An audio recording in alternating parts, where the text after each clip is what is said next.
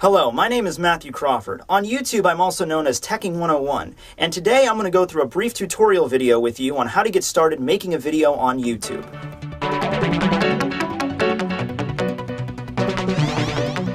Now, this tutorial is not meant to be really in-depth. It's meant for somebody that's never been on YouTube before, never really filmed themselves, and is just wanting to get into the whole thing. So with that being said, I'm going to break this video up into 4 topics: the idea stage, the filming stage, the editing stage, and the uploading stage, where you share your content with the rest of the world. So let's get started. Now, before you decide on exactly how you're going to shoot your video, or before you even pick up a camera really, you need to decide on your content. What are you going to be making videos about on YouTube?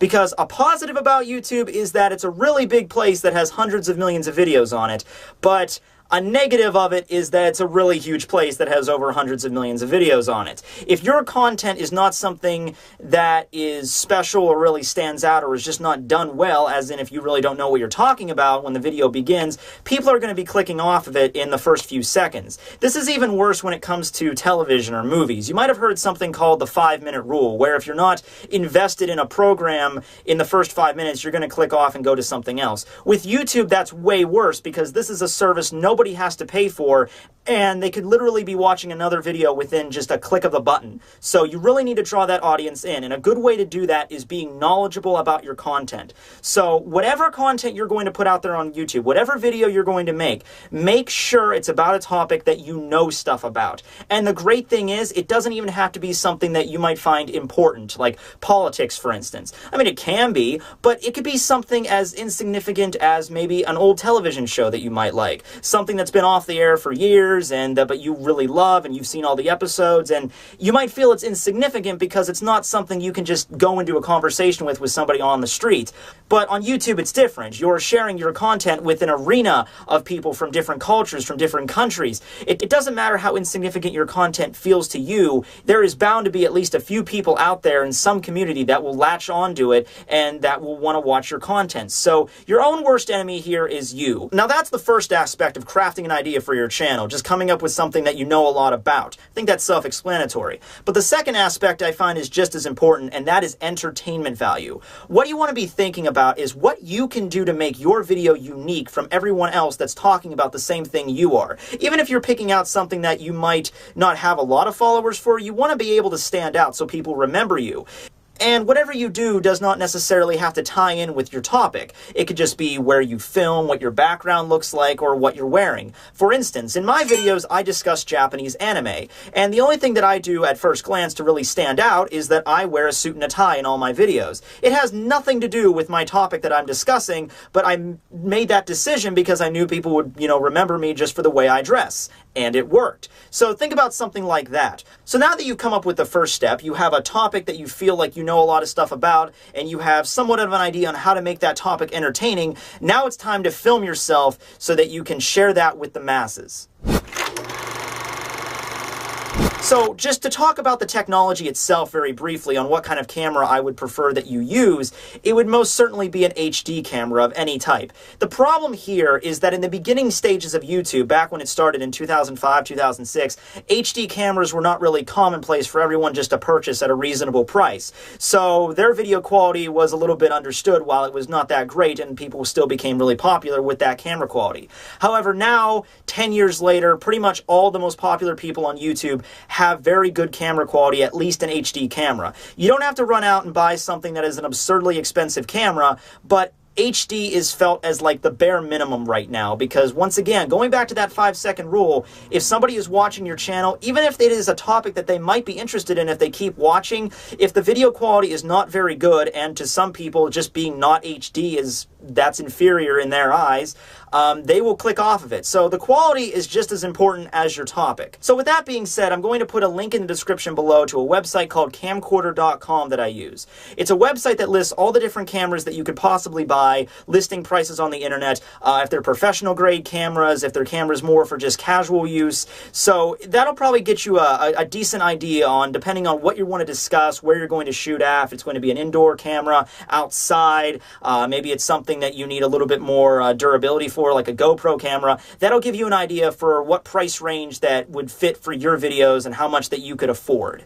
So just to give a few tips about filming itself, number one, your appearance. You want to look presentable when filming a video. You don't have to dress up like in a suit and tie like I do, but think of it as going to church or going to the office. You want to make sure you look nice when people are watching you, because if you don't seem interested in the topic, then they're not going to keep watching. So the first is definitely appearance. The second, I would say, is your backdrop. What is behind you when you film? And I understand that when people are just getting started making videos, they don't always have a room that they can go to with a blank wall where there's nothing distracting behind them, or a room that they can convert into somewhat of a studio where they can throw up images for whatever topic they're discussing. A lot of times when you're getting started off, you're going to have to film possibly in your bedroom or just in your apartment or wherever you happen to be living. And of course, the issue with that is there's going to be, traces of your own life behind you. Like if you film in your bedroom, there's going to be, posters up behind you, or, personal effects, things that you are interested in.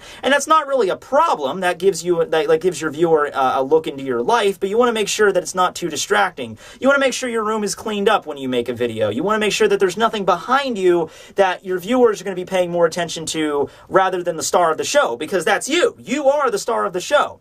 So that's just an idea for the backdrop. And the third and final tip I'm going to give you here is that of lighting. Lighting can completely ruin your video if it's not set up right, and there's very few feelings that are worse for somebody that makes content on YouTube than making an entire video, discussing your points, really feeling like you did a good job making a video, and then finding out that most of it is completely unusable because of some stupid reason, like there was a window open behind you and that created a silhouette so you're all darkened out, or that you thought the lighting was adequate, but when you look at it, you turn out that you're much darker or much brighter than you really showed to be. Now, the easiest way to get around this would be doing something called a three-point lighting setup, where you're standing with your backdrop behind you, and you have one light to your left, one light to your right, and then one light above you going straight, and you can adjust those depending on, if your background is a pure white wall or something, or if it's black, you can make adjustments as those sees fit, and that'll usually do a pretty good job of illuminating you without washing you out or giving the silhouette problem or anything such like that. However, this can only really be done with certain lighting equipment, and that can be very expensive. The lighting equipment that I use cost in and around $80 or $90, and I understand that's not something that everyone can just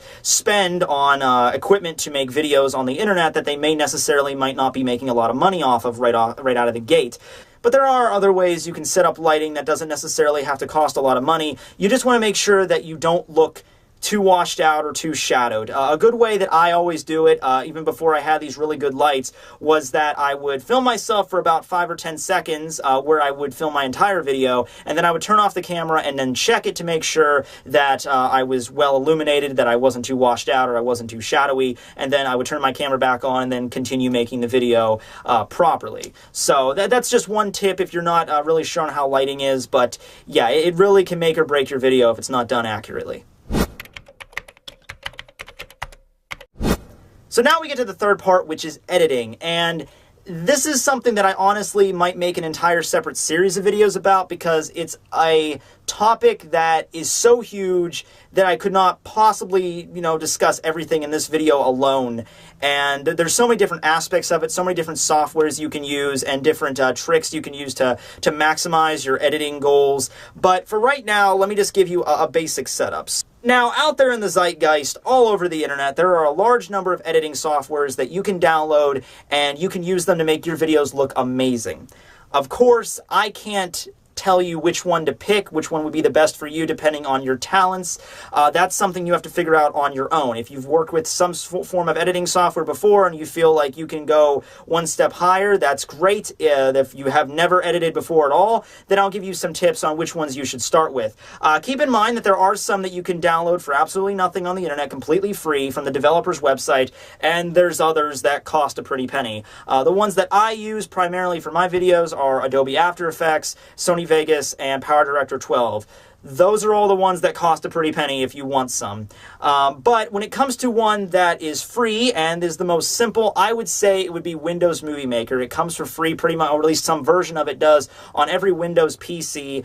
If not, you can download any previous version right off the Windows website. And there's not a lot you can do with Movie Maker, but it's very simple to learn how to use, and there's tutorial videos for it all over YouTube. Yes, YouTube is also very great for having a bunch of tutorial videos videos just like this one teaching people how to do stuff. So this is something that I have to defer to other YouTubers for. But any editing software that you pick, any one, I can rest assured that there will be an entire community ready to help you out getting started with that editing software somewhere out there on YouTube. Just search for whatever editing software you feel that you would like to have, something that you feel that you can work with, and you'll have someone explain it to you. And if you feel like, oh, okay, this sounds like something that I could do, then go ahead and order it or download it, depending on which version it is. But always look into it, because you don't want to spend a lot of money on something like this and then find out that you can't even use it because you can't figure it out. There's a bunch of editing softwares out there that I've tried once or twice that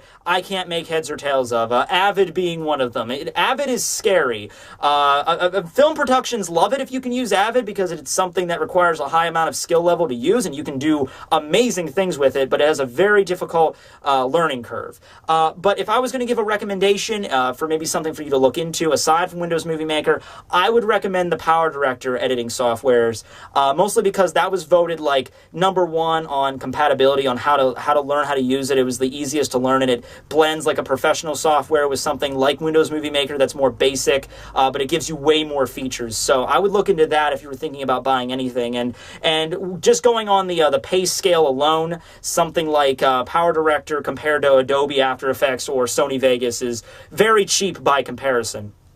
So that's all I'm going to be talking about in terms of the editing aspect. I can't really go into huge details on, how to do editing tricks or something. Like I said, I would make a whole different series about that. But for right now, just for the purposes of this video, you should find an editing software that fits in your price range and also something that you can learn how to use with relative ease. So now we arrive at the final part, which is also the easiest, sharing your content with YouTube itself. You went ahead, you found a topic that you want to discuss, that you know a lot about, that you found a way to make it entertaining and combine those together to create your content. You filmed it with whatever camera and whatever location that you did. You edited with whatever editing software you got your hands on, and now, sitting on your desktop, you now have the completed video file to share with the world. To do this, all you need is an active YouTube account. Getting one is very simple. If you've never started a YouTube account before, you can just go on their website and there's an option to open it. You can also do it through Google, because Google owns YouTube. So now you can just pop your video directly into the upload box, and you can go ahead and put it out there for all to see. A couple of tips here is that when you upload a video to YouTube, you have 3 main boxes that you can add information into to allow people to find your video easier. The first one is the title box. This should be self-explanatory. You want to pick a title that's not too long, not too short, and gets your point across on what you're discussing. For a first video, that's a big deal. You don't want to just title it, my first video. There are millions of videos out there like that, and it doesn't tell you anything about the content. So, for example, if you're discussing a television show, you can just type in the television show you're talking about, episode 1 discussion or episode 1 review, and that's all. It's simple and to the point, and people understand what they're clicking on when they watch your videos. The second is the video description. This is something where you can go nuts when it comes to describing your video's content. There's no text limit, so you can put in pretty much anything you want, as well as links to other things that you do. For example, if you have a Facebook page or maybe a page that you want people to donate on, you can put links for everything in the description box below. As well as when you are actually making the video, if you want to redirect anyone down to the description box to click on a link or find an example of a song they used, or maybe if they used a video clip, you can find stuff like that. You can put all the links in the description, so that makes everything easier to find. And the final window is the tags window. This is something that does not appear publicly. It is something that helps people search for your videos. You want to put in just simple words, separated by commas, what your video is about. So if you're talking about that television show, you want to type in the television show, comma, maybe the starring actors that appeared in it, maybe the band that did the soundtrack for it, maybe the studio that produced it, maybe the year it was produced, just everything and anything that you can think of that people would search for that relates to this television show, and you want them to find your video. That's what goes in the tags area. So now, congratulations, you have a video on YouTube. What's the next step for you to do? Well, don't give up. That's the one thing. You cannot stop at just 1 video, or 2 videos, or 3 videos. If you want to be successful on YouTube, if you want to build a fan base, you have to create a schedule of videos to upload regularly. This is advice I got from somebody when I started YouTube. It was somebody that I really looked up to at the time, and I've always had this piece of advice with me, and it's you have to create regular content, because even if at first the content does not attach or does not latch on, it doesn't seem like you're getting a lot of views, don't worry about it. Like I said, a really big place, hundreds of millions of videos, there's going to be bound to be things that are going to be overlooked at first. Same thing with me when I first started making videos, but as I kept with it, I kept creating a video every single week, sometimes more than that, and eventually I started developing a fan base. It was a small fan base, but it was there, and that continued to grow because I kept creating content. Never give up, never stop creating videos, because that fan base can diminish just as quickly as it came. And so one last thing I would say is at the beginning of your YouTube career, you want to make sure to just stick to one topic in particular. Maybe later on when you gain a little bit more popularity, you can begin branching off to talking about other things. But at first, when you don't know exactly what's exactly going to click with your fans, you want to stick to something that you know, and then maybe take advice from your fans on what they liked, what they didn't like, and then after you gain somewhat of a fan base, you can begin branching off to talking about other stuff as well, and see how that responds, and then just repeat the process. But anyway, thanks for watching my video. I hope it was informative. This will be Teching 101, signing out.